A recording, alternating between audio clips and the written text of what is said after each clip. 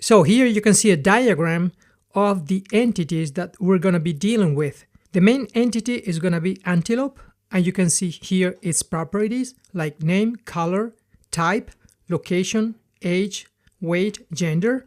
Other properties created at, updated at, UI ID, and ID antelope are properties that are automatically created by Propel when we're going to define the Propel definition file. You can see here the other two properties, and these are antelope types and antelope locations. You can see here the foreign key, the location ID for the antelope location, and we're going to have also a foreign key for the antelope type. We're going to replicate this diagram that you see here, all these tables, in our project, and then we're going to create a Z project for managing antelopes, antelope locations, and antelopes types.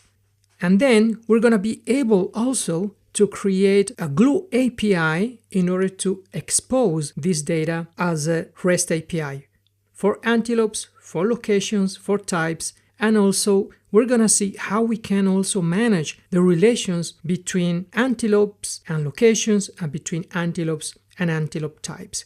So let's jump right in.